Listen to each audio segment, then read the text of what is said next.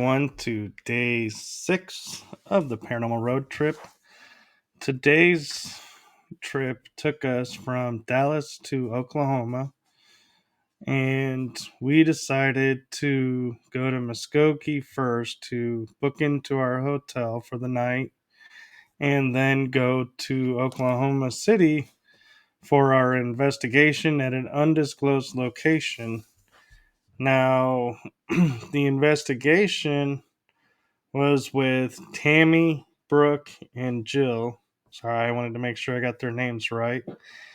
And the three of them together make up the paranormal team of Afterlife Paranormal Investigations.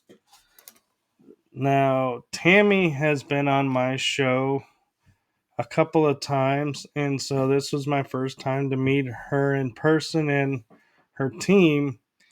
And during the investigation, I got to see some really cool equipment in use, and it was a really cool experience. So, on the way there, I had decided to get a squirt. That's my dad's favorite drink. And I was feeling his presence, so thought I would get one for him. And when I was talking with Tammy a little bit later in the day before we headed out there, she was saying if it seems not as active as they would like, that maybe we would do a session of like a gallery, see if we can call in our loved ones. And I mentioned to her that I had gotten the squirt, and we both were laughing on how apparently we were in sync for that and thinking the same thing. And so we get there, and it's a really nice location. I get to meet Brooke and Jill for the first time as well, and we got to talking, and they had equipment put out, and they had an EMF candle, which was something I had never even heard of, which was cool to watch. They had cat balls on the floor, which I'm used to, and they had music boxes that were motion activated, which was a really ingenious idea because you get to see what room they're in and hear the sound. So you get to follow the sound to the room as well. And if no one else is in that room and it's going off, has to be a spirit because that's the only other logical explanation. And so there was down this little hallway from where we were. We were in the gathering room on the left where we kept our gear and everything and chatted.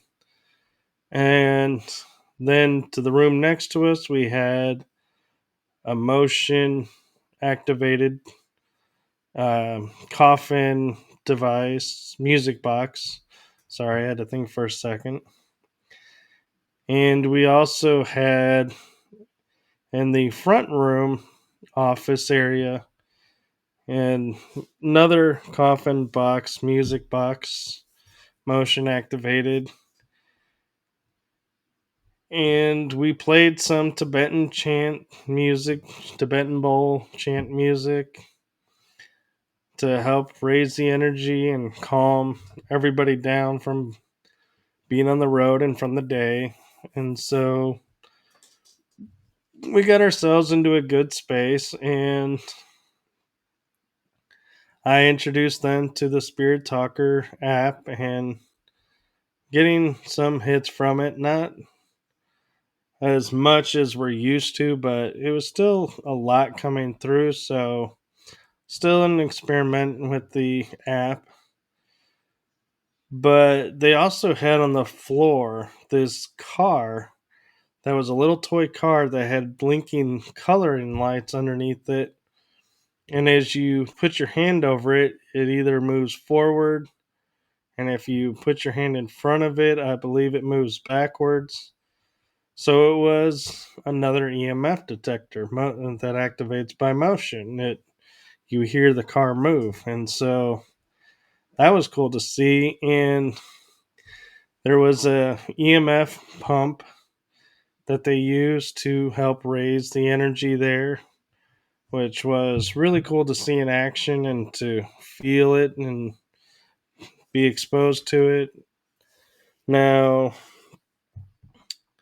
throughout the night,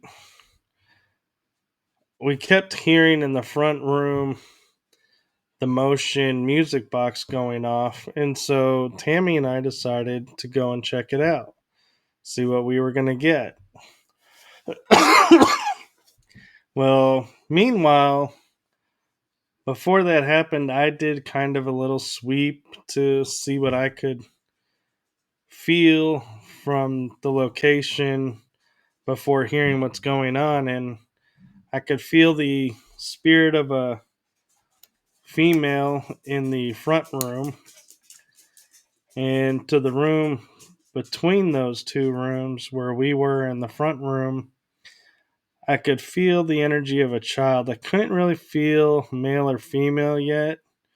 I'm not fully attuned, I think, with that yet, or not trusting of myself yet, but I'm working on it. And I could feel a portal to my right in this hallway.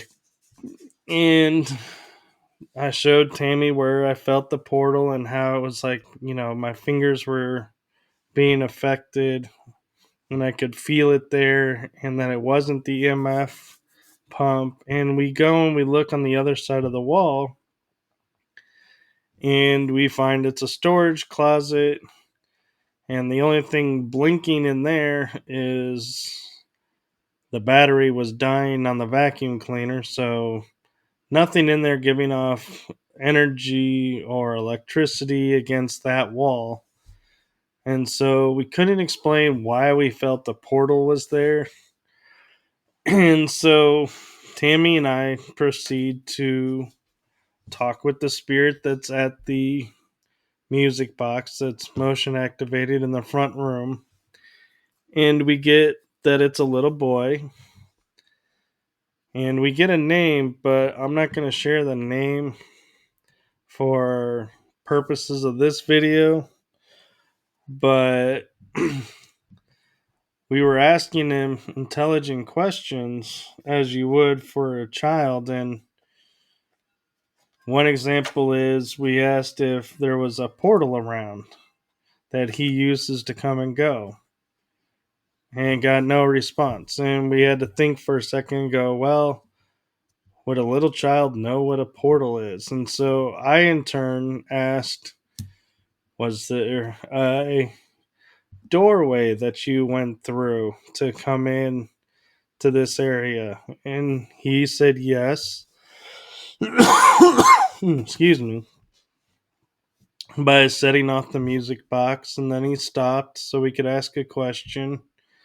And I said, is it on this painting that I pointed to Tammy? And it went off again. And Tammy asked, are you from another location? And he said, yes. And I said, are you afraid to be there?